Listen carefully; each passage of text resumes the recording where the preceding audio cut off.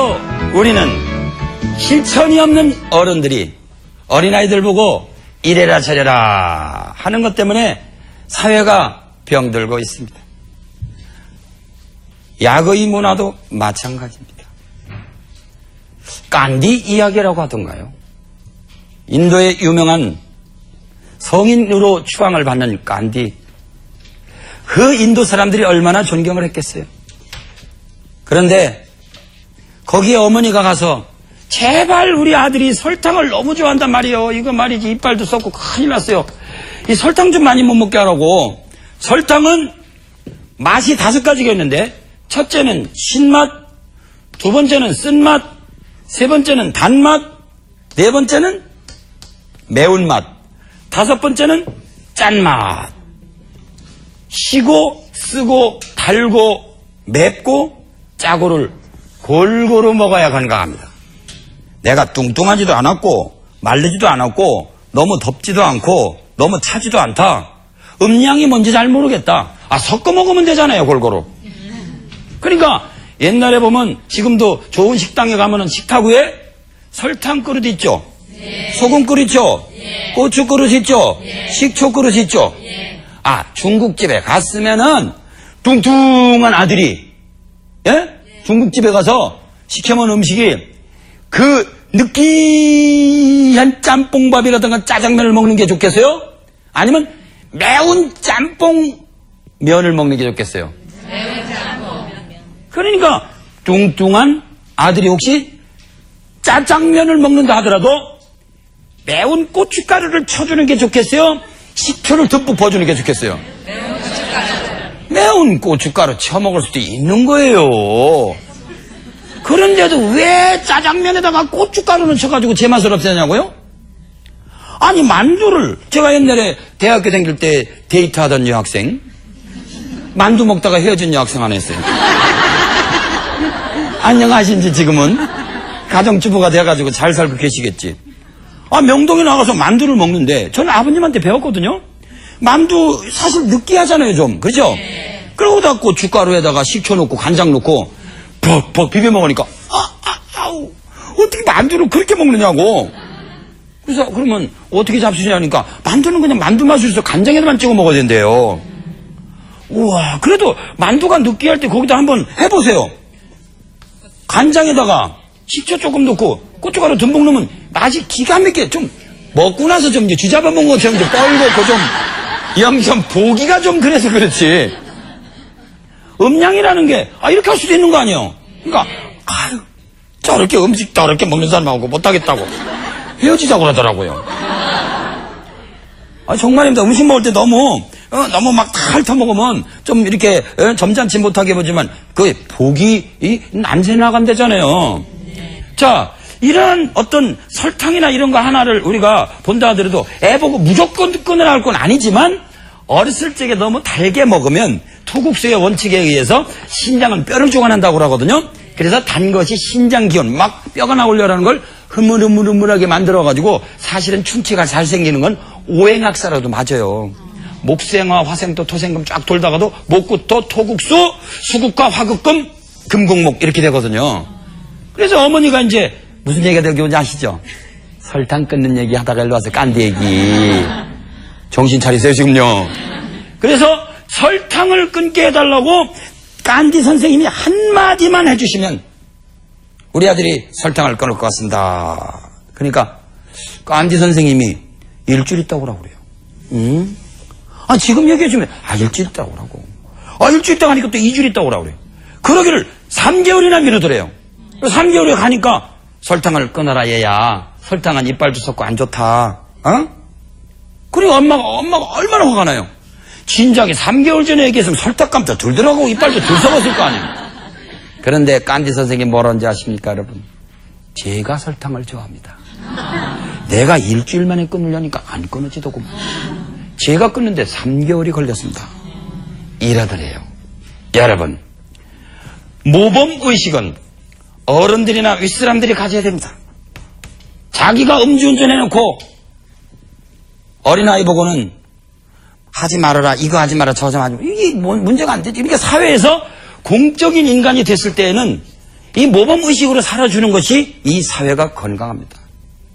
오늘 이야기하는 6가지 체질론, 여러분들 마음속 깊이 여러분들의 몸에 신경도 있고 림프관도 있고 여러분들의 심장, 간장, 폐장, 비장 열심히 뛰고 있지만 제3의 통로, 보이지 않는 경락이라는 게 있습니다. 보이지 않는 경락. 이 보이지 않는 경락으로 우리가 사람을 나누어 보는 것을 6가지 경락 체질론이라고 하는데, 여기서 얘기하는 소음과 여기서 얘기하는 소양과 지난 시간에 이야기한 사상체질과 제발 좀 혼돈하지 말았어요. 그 혼돈을 피하기 위해서 제가 좋아하는 노래 신승훈 씨의 보이지 않게 사랑할 거야, 짝사랑의 노래, 이 노래를 한번 제가 여러분들에게 선사해 드릴 텐데, 보이지 않는 것을 여러분들이 사랑할 줄 알아야 돼요. 보이지 않는 마음의 조율, 노래 한번 들어보실까요? 처음에는 이르베 dich, so wie du mich, am Abend und morgen. 베토벤의 나는 너를 사랑한다는, 거기서부터 시작하는 이 보이지 않는 사랑. 여러분들을 보이지 않게 사랑하고 있는 경락을 좀 사랑해 주세요. 경락. 경락이라는 것은 여러분들 엄지손가락, 새끼손가락, 언젠가도 말씀드린 12발가락을 열심히 흘리면서 여러분들을 조절하고 있습니다. 그런데 그 경락이 이상해도 어떤 사람은 하나가 실하고 어떤 사람 하나가 허하더라, 그런 이야기입니다. 가정한방 약성가와 더불어서 금호 일침가를 제가 만들어서 학생들에게, 전국의 한의과 대학생들, 제가 40일 강좌를 통해서 17년 동안 벌써 22차까지 끝냈는데, 거기에서 매번 이제 이와 같이 중반부가 넘어갈 때 되면 여태까지 공부한 걸 반복시키기 위해서 사행시를 제가 공부시킵니다. 허죽보에 실직사라, 허한즉 보하고 실한즉 사해라. 제가 오늘 얘기하는 걸 잘 봐가지고, 오, 나는 엄지손가락에 흐르는 태음경락에 지금 실하구나. 남한테 돈지 좀 줘야지. 나는 이 소모력이 강한 이 두 손가락이 너무 길어. 나는 조금 달구시게 먹어야지. 여러분들이 스스로 알아서 자기 자신을 치료하고 주변을 제도할 수 있는, 건강의 전도사가 될 수 있는 6가지 경락의 허실론이 있습니다. 여러분, 이거는 경락을 여러분들이 이해해야 되는데, 경락에 대해서는 12띠와 경락에 대해서 언젠가 말씀드린 적이 있으니까 어렴풋이나마 아시더라도 오늘 이 시간 분명히 잘 채널 놀리지 마시고 잘 보신다면 여러분들이 사상체질 말고 6가지 체질론도 있구나, 경락의 허실이, 맞아, 그래서 내가 몸이 찬구나. 그럼 어디를 지압해야 될까? 저절로 지압 자리는 손가락이나 발가락에 결정이 됩니다. 허하면 보하고 실하면 사하라. 그 누군들 모르라면 침술법에 응용하신 사암도인이 위대해라. 허준시대와 동시대를 사는 의성, 3대 의성 허준, 이재마, 사암도인 세 분은 아주 위대하신 우리 조선제의 의성입니다. 의성, 성인에 가깝다, 그런 얘기입니다. 이름도 모르고 성도 모르는데 집사조에다 바위암자, 바위굴 속에서 13년 동안 앉아가고 도를 공부하다 보니까 침법에 도통했더라. 침법에 도통하고 보니까 주역 8개도 도통했더라. 경락이 연관됐다더라. 주역 8개하고 경락 연관시킨 걸 제가 슬쩍 가사를 만들어놨는데 사실은 사암도인한테 힌트를 얻었습니다. 먼 훗날에 기인들이 끄떡끄떡 고개를 점도할 것이다. 점도란 말은 고개를 끄떡끄떡 한다, 이런 말입니다. 제가 여러분들에게 이야기하고 있는 경락론은 사암침법을 제가 아주 오랫동안 깊이는 연구 안 했습니다만은 여기저기 돌아다니면서 공부를 하다 보니까 경락이라는 게 우리들의 마음의 통로로구나, 의식의 감정의 통로로구나. 내가 제일이야, 요거 만나러 가, 그죠?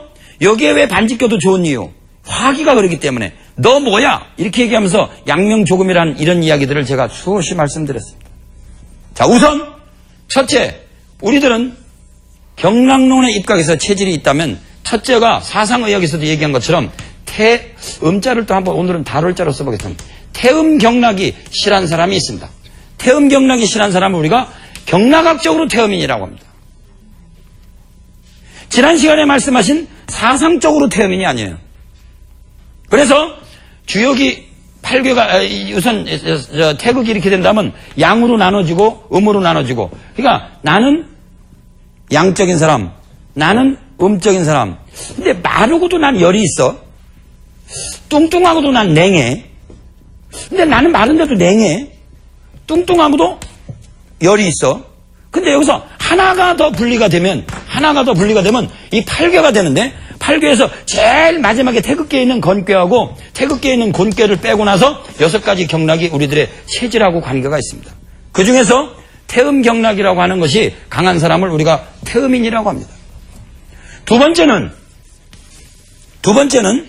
소음 경락이 강한 사람을, 이거 음자는 다를 자를 옆으로 쓰겠습니다. 소음 경락이 강한 사람을 소음인이라고 합니다.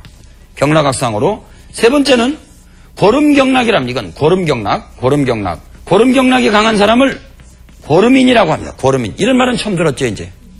나는 고름 체질이야. 고름 체질인 사람은 어떤 사람이냐? 여기 명치 바로 밑에 보면 거골혈이라고 써요. 거대하게 대궐에 있는 사람처럼 폼 잡고 다닌다. 어린애가 어느 날 상 받아봐요. 애가 이렇게 하고 들어와요? 어떻게 하고 들어와요? 엄마, 나 상 받았어. 오늘 말이야. 피자 좀 사줘. 그러죠? 여기에 가서 자기가 마치 대궐이라도 들어간 사람처럼, 그렇죠? 대통령이라도 당선된 것처럼 힘을 주거든요. 이건 명예욕 자부심하고 관계가 있습니다. 이건 수없이 얘기했지만 발바닥을 때려서 첫날 밤을 이롭게 하는 족소음 신경락도 있고, 이정현 씨가 노래 부르는 감성의 경락, 요거는 먹고 사는 의식주의 경락이라고 그랬거든요. 대체적으로 요 세 가지 태음인과 소음인과 고름인, 이것이 대체적으로 우리들에게 세 가지 중요한 경락이고, 그 다음에는 양명인이라고 있습니다. 양명인은 뭐냐? 그 다음에 다섯 번째는 요거하고 상대되는 태양인, 이것은 아까 얘기한 태양인하고 혼돈하지 말으세요. 그 다음에 여섯 번째는 소양인이다. 그래서 이 6가지 체질론에 가면 헷갈립니다. 도대체 뭐야 이게 지금? 우리가 알고 있는 사상체질하고는 또 하나가 업그레이드 된 거거든요, 이건. 그러니까 태음 경락이 발달된 사람은 우선 엄지발가락하고 엄지손가락이 길거나 굵습니다. 의식주가 좀 풍부한 대신에 좀 욕심이 많죠. 살이 찔 확률이 많아요. 잘 보세요, 옆에서. 살이 찐 사람들이 대체적으로 다른 거에 비해서 엄지손가락하고 엄지발가락이 두툼하고 굵습니다. 그러면 살 빠지기가 좀 힘들어요, 선천적으로. 아주 좀 맵게 먹어야 됩니다, 이런 사람들은. 그 다음에 새끼손가락이 유별나게 길다, 섬세하게 생겼다, 이런 사람들은 아주 예술적인 감성이 풍부합니다. 남자가 몸을 살짝 스치기만 해도 바르르 떨죠. 피아노 소리 한 번만 착 들어도 벌써 외웁니다. 모차르트 같습니다.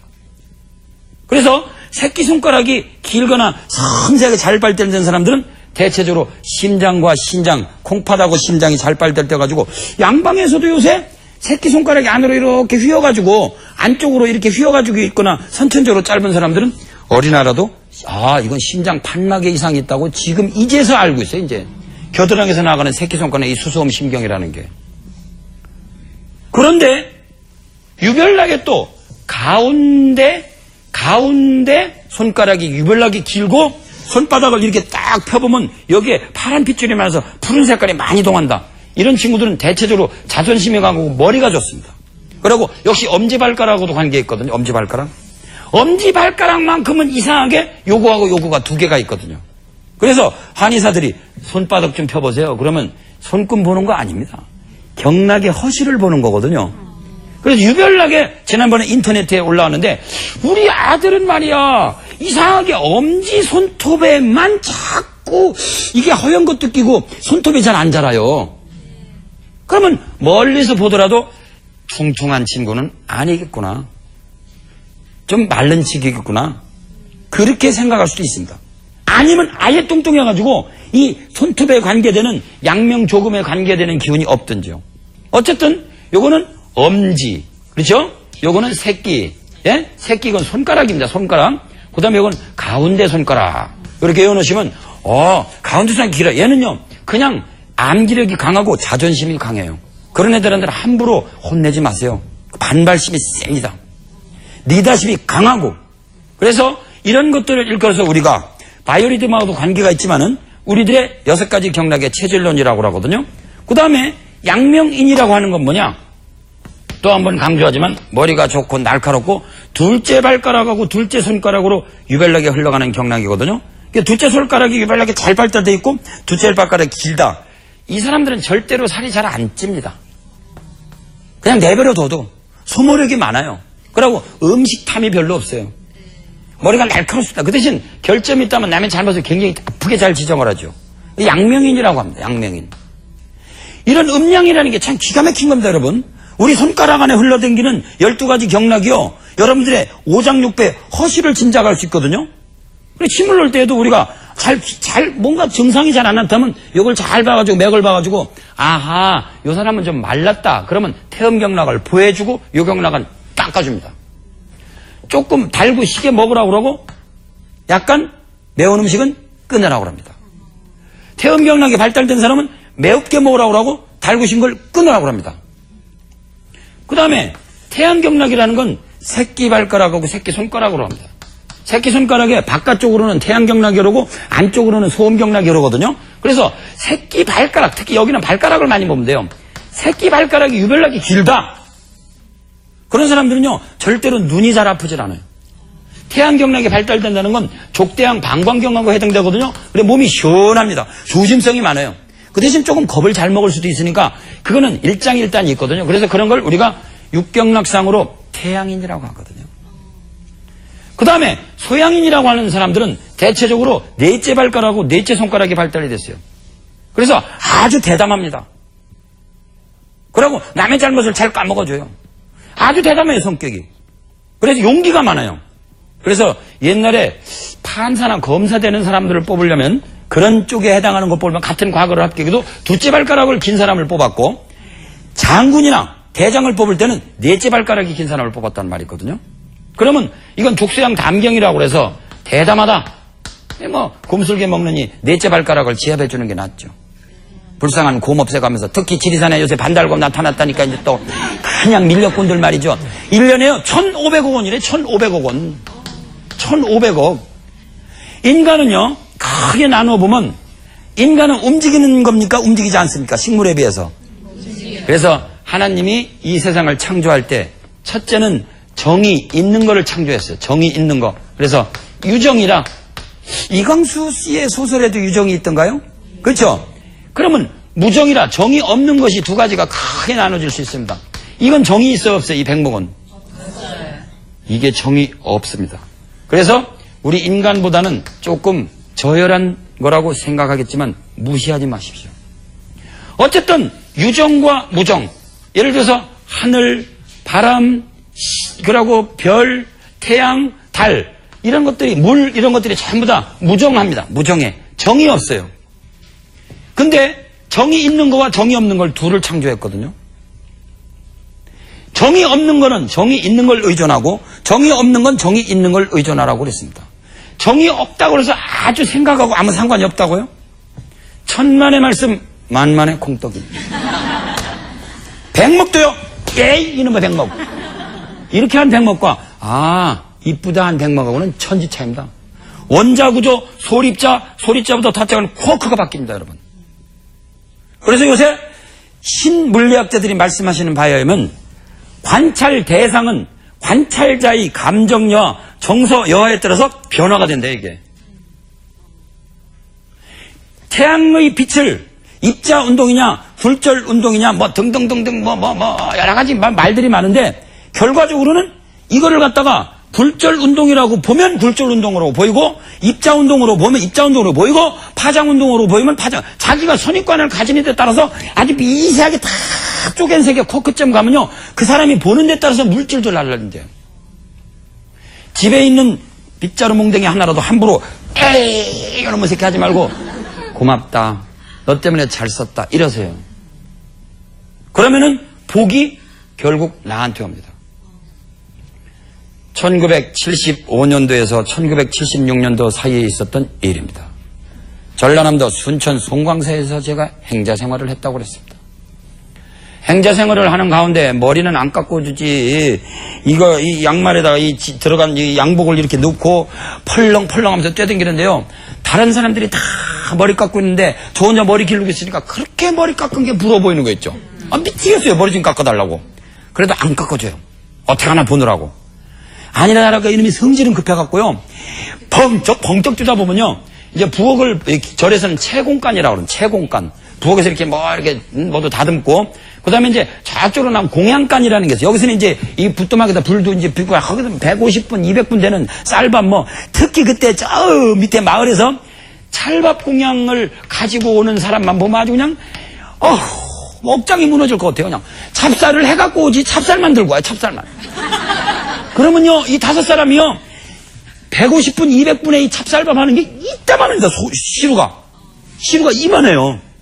새로 만든 시루 비슷한 건데, 이만한 건데, 시루뽕 있죠, 시루뽕. 밀가루로 왜 붙이는 것만 해도 한 바퀴 돌아야 돼, 한 바퀴, 이렇게. 우와. 근데요, 그때 지금은 입적하셨지만, 큰 스님, 구산 스님은요, 이렇게 행자들이 일하는 데 와가지고, 저 수채구멍에 이 밥풀떼기 하늘에 떨어있잖아요? 그러면 우리 보고 먹으라 소리 하네요. 본인이, 얘들아, 바늘 갖고 온, 그래서 바늘로 딱 찔러갖고, 휘 씻어가고 잡수신대요. 그러니 하나라도 대비할 수가 있나, 이거. 그러니 그 시루뽕을 누가 먹었겠어요, 전부.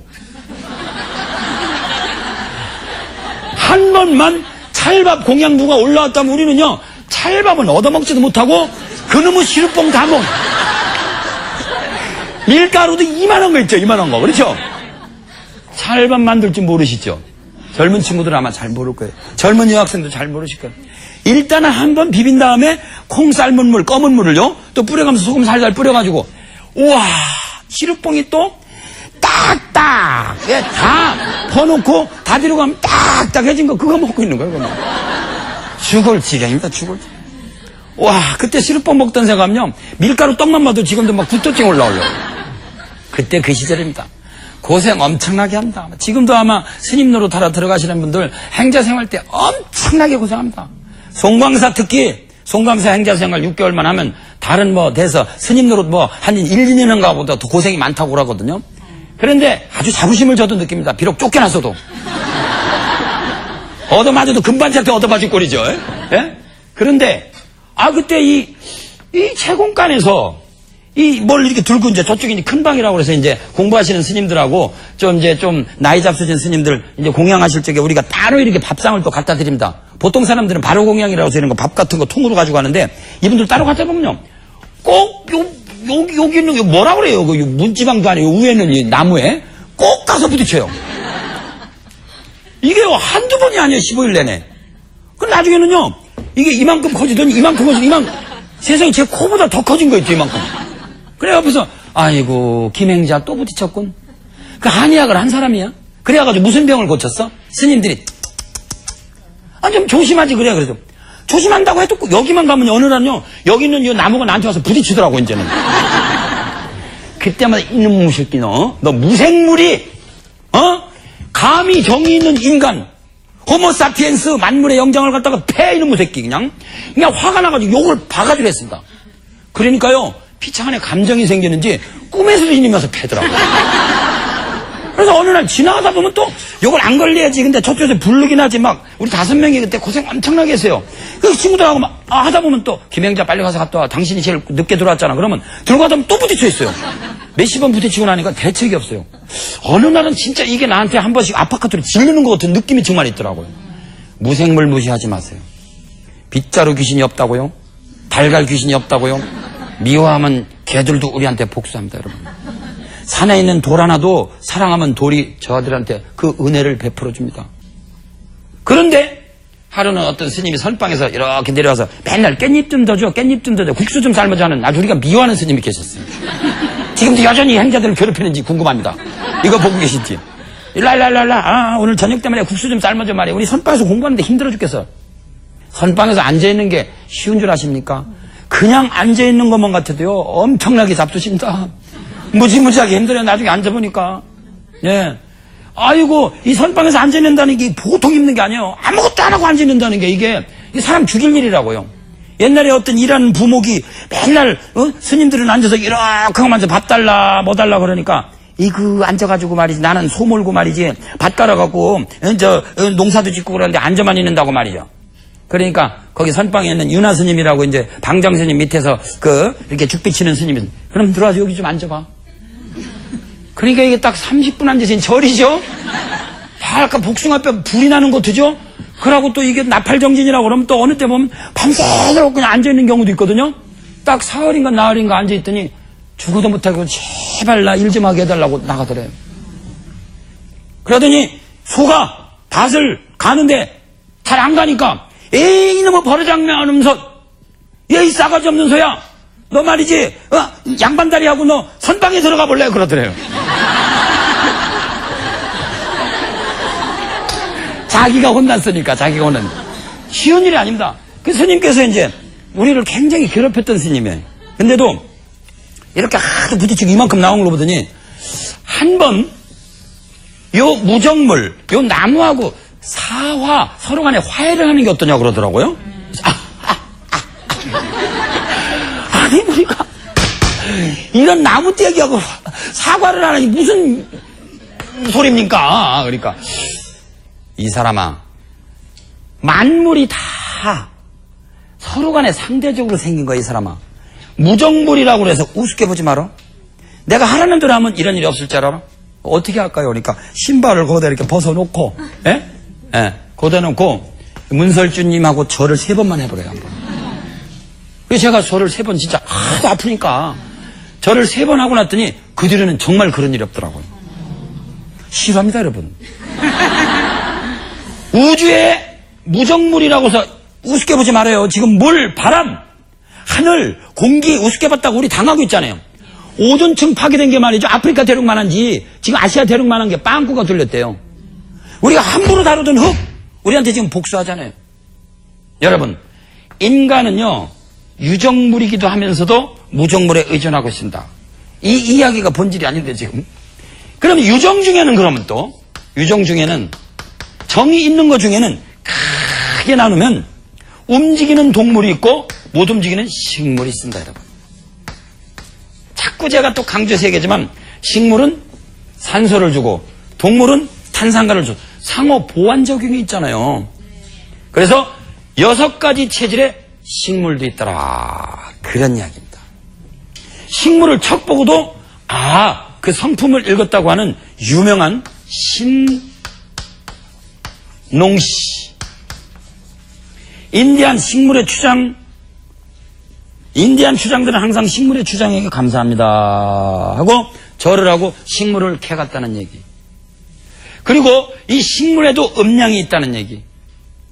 식물이 열매가 맵다. 자 이제 여기다가 이제 하나씩 집어넣을까요 이제. 자 맵다는 여기 양명에 해당합니다. 맵다. 매운맛 그죠? 맵다. 자 어떤 이 산초라든가 제피라든가 고추라든가 매운 열매가 잘 자란다. 그 동네 땅이 건조할까요? 땅이 촉촉할까요? 땅이 건조하고 배수가 잘 되는 비탈인 걸 알 수가 있습니다. 그렇죠? 아버지 어머니를 모르면 자식을 보고 땅을 모르면 식물을 봐라 그랬어요. 식물에도 6가지 체질이 있어요. 크게 나누어서 식물에도 음양이 있다는 걸 언젠가 말씀드렸는데 복수하면서 또 한번 얘기해 볼까요? 식물이 습지에서 자라면서 위에가 많이 자랐다. 위에가 많이 자라면 이건 음적이라고 보고 아래쪽으로 많이 자랐으면 이걸 양적이라고 그런다고 언젠가 말씀드렸습니다. 기억이 나실 거예요. 그러나 식물의 맛이나 다른 생김새로 볼 때 6가지 체질론이 있다니까요. 그러니까 매웁고 가시가 달린 식물은 태음인이 먹으면 좋다 이거예요. 왜? 살이 찌는 사람을 예방해 주니까. 그래서 태음과 양명은 짝이 되고 소음과 태양은 짝이 되고 고름과 소양은 짝이 된다 이거죠. 제가 한꺼번에 설명하기가 힘들으니까 제가 6가지 체질론에 해당하는 바로 도표를 갖고 왔습니다. 잘 한번 주시해 보세요. 얼마나 기가 막힌가. 6가지 체질론 중에 여기는 고름소부터 나오는데 고름이라고 하는 것은 잘 보세요. 신맛하고 관계가 있습니다. 바람하고 관계가 있습니다. 그래서 뱅뱅뱅뱅 돌기도 하고 약간 움츠러들기도 합니다. 식물을 봐서 덩쿨 식물이면서 약간 움츠러드는 기운이 있고 덩쿨로 막 올라가는 식물, 또 맛이 신 거. 모과는요, 만약에 모과는 우리가 비닐하우스에서 재배하면 신맛이 싹 없어져요. 뭐를 안 쐈기 때문에요? 바람을 쐬지 않았기 때문에. 거름은 바람하고 관계 있거든요. 그래서 덩쿨식물, 모과, 산수유, 산사 이런 것들이 거름 경락을 튼튼하게 해주고 기억력을 강하게 해주고 비타민C 같은 게 많죠. 살을 좀 찌게 해주고 저축력을 강하게 해주고 자존심을 강하게 해줍니다. 그 다음에 소음경락이라고 소음처럼 생긴 식물은요, 자태가, 소음이라는 게 감성적이거든요. 이 식물도 생기면서 아주 자태가 예하게 생기고 꽃도 아주 불쾌하게, 그리고 맛은 쓰면서도 덥게 작용하는 것들이 있습니다. 그러면서 몸을 덥게 하는 거, 대체적으로 난초, 그 다음에 부자 같은 거, 술 같은 것이 특별히 소음에 관계되는 거거든요. 그래서 우리가 소음경락이 약할 때는 술을 조금 먹으면 성기능이 강화가 되는 게 소음경락을 강화시키기 때문에 그렇습니다. 태음경락은 대체적으로 둥글게 생기면서 수분이 많은 거, 바나나나 칡같이 이 땅으로 이렇게 감초나 칡 같은 건 땅에서 올라가지도 않고 내려가지도 않고 땅으로 쫙 겨정기잖아요. 그러면서 달지요. 그러면 대체적으로 태음경락을 튼튼하게 하면서 몸을 살찌게 합니다. 수박 같은 것도 그렇고 맹문동이라고 하는 건 찐득찐득한 한 방의 약이거든요. 그러니까 땅으로 기어다니는 거, 땅에서 올라가지도 않고 내려 땅으로 많이 길면서 다는 것은 대체적으로 태음에 관계가 된다. 그 다음에 소양직이라고 하는 건 폭발되는 기운이거든요. 그래서 이 식물 중에서도 솜털이 유별나게 많다든가 잔가시가 많다든가, 그리고 맛이 쓰고 톡 쏘는 맛이 있다든가 아주 뭔가 이렇게 폭발적인 기운이 있는 것들이 민들레라든가 할미꽃이라든가 오수유라는 건 아랫배를 뜨뜻하게 하는 약이거든요. 담배도 일종의 쓰면서도 가벼우니까 넷째 손가락으로 하는 소양지기가 관계가 있다고 합니다. 그 다음에 양명지기는 매운맛하고 관계있는데 가시나무, 그 다음에 건조한 약 바나같이 몸을 말리는 거, 그 다음에 고추 같은 거, 후추 같은 거, 모든 매운맛은 대체적으로 양명지기가 있고 식물을 봐서 가시가 많이 달렸다. 그러면 양명기운이 많다. 몸을 좀 저걸 먹으면 몸이 좀 마르겠구나. 그렇지 않겠어요? 이치적으로 볼 때. 그 다음에 태양지기가 많다는 것은 아주 좀 차고 뭔가 이렇게 위축력이 강하고 미모사나 생쥐왕이나 특히 아까 얘기한 대왕이라고 하는 설사지제 같은 얘기를 했는데, 대왕이나 생쥐왕 같은 건 몸을 차게 하거든요. 대왕이라는 것은 또 한번 얘기하지만 언젠가 말씀드렸는데, 부자하고 대왕이라고 하는 것은 하나는 몸을 덥게 하고 하나는 찬다고 그랬거든요. 그러니까 태양에 관계되는 건 찬약을 얘기합니다. 그래서 우리들은 여섯 가지 체질이 자 크게 나누어서 태음에 관계되는 둥글둥글둥글하고 물이 많은 거, 그렇죠? 요거는 뭔가 아주 요염하게 생기면서 몸을 덥게 하는 거. 그 다음에 요런 것들은 덩굴식물에서도 맛이 신 거. 그 다음에 요런 것들은 가시가 좀 있으면서도 좀 매운 거. 산초나무도 가시가 있거든요. 산초나무, 산에서 제피나무 보면 가시가 있습니다. 그렇죠? 산초열매 나무 산에서 보시면 비탈진데 이게 이 배수가 잘 되는 데 있거든요. 요런 거. 그 다음에 태양이랑 몸을 차게 하고 아주 막 설사를 시키는, 말하자면 생쥐왕이나 대왕 같은 약 같은 거. 그 다음에 소양이라고 하는 것은 솜털같이 좀 맛있으면서도 가벼운 것 같은 거, 담배 같은 거. 그러니까 사람을 보더라도 태음인이라면 무엇하고 짝이 되느냐 하면은 바로 여기서 양명하고 짝이게 되고, 태양이는 소음하고 짝이 되고, 소양이는 고름인하고 짝이 된다 이러죠. 그래서 다시 한번 요거를 헷갈리시지 않게 하기 위해서 여기다가 도표를 그려드리면, 태음은 단맛입니다. 단맛에다가 물이 많은 것을 태음인이라고 합니다. 그러니까 몸 안에 물이 많은 사람이 단맛을 먹으면 되겠어요? 안 되죠. 그런 사람들은 바로 요 매운맛하고 짝이 되겠죠. 그렇죠? 양명하고 짝이 되겠죠. 그 다음에 소음인이라고 한 사람들은 맛으로 보면 쓰면서도 더운 겁니다. 쓰면서도 더운 거. 맛이 쓰면서도 더운 거. 그러면서도 열이 많은 사람입니다. 열이 많은 사람. 그리고 그 다음에 이런 사람들은 태양에 관계되는 시원한, 요거는 짠맛이거든요. 바다에 해당하는 거거든요. 그러니까 소음인은 태양지기가 많은 음식, 태양인은 소음지기가 많은 음식. 그 다음에 거름이는 대체적으로 맛이 신맛에 관계되고, 대체적으로 이런 사람들은 근육이 발달이 되어 있는 사람들이거든요. 근육질인 사람이거든요. 그래서 이런 사람들은 대체적으로 자존심이 강하고 근육질이 좀 발달이 되어 있는데, 이런 사람은 대체적으로 좀 발산지기가 많고, 이건 쓰면서도 약간 폭발성이 있는 겁니다. 발산성이 있는 거. 대표적으로 여러분들이 기억하기 힘들면 담배라고 생각하시면 됩니다. 그래서 네 가지 체질론의 태음인과 소음인과 태양인과 소양인하고는 아무 상관없이 우리 인체 내에는 태음경락, 소음경락, 고름경락, 양명경락, 태양경락, 소양경락 6가지가 있다는 걸 기억하시고 다시 한번 반복해드리면 엄지발가락과 엄지손가락의 태음경락. 그런 사람들이 특히 뚱뚱하다면 제발 단맛 좀 피하고 물을 좀 많이 먹지 말고 좀 맵게 먹어라 이게요. 그 다음에 새끼손가락이 이렇게 발달이 되고 몸이 더운 사람, 그런 사람들은 좀 시원하게 먹고 과일 같은 거 많이 먹는 건 좋은데 너무 더운 음식 많이 먹지 말아라 이거요. 이런 소음이라고 하는 사람들은, 여기서 얘기하는 소음이는 감성 리듬이 발달된 사람이거든요. 너무 쾌락적으로 살지 말아라 이거요. 너무 춤바람 나지 말아라 이거요. 고름인이라고 하는 사람, 가운데 손가락 길고 자존심이 강한 사람 좋습니다. 좋지만은 이런 사람들은요 대체적으로 좀 목에 힘을 주기가 쉽고 너무 그 사람 경직되기가 쉽습니다. 그래서 그런 사람들은 대체적으로 좀 망각의 통로가 되어 있는 넷째 손가락을 강하게 자극해주고, 넷째 손가락이 많이 발달해서 좀 분노가 많고 성격이 급한 사람은 가운데 손가락을 자극해주고, 그래서 첫째 손가락, 첫째 발가락, 새끼 손가락, 그 다음에 가운데 손가락, 둘째 손가락, 둘째 발가락, 새끼 발가락, 그 다음에 소양인에 해당하는 넷째 발가락, 넷째 손가락. 이 6가지 경락론이 조금은 여러분들에게 생소하지만 우리 2000년 이 마지막 이 시간을 보내는 시간에 우리가 하루를 앞에다 두고 우리가 6가지 체질론을 공부해 봤습니다. 이것이 잘 조화된 사람을 음양화평진이라고 합니다.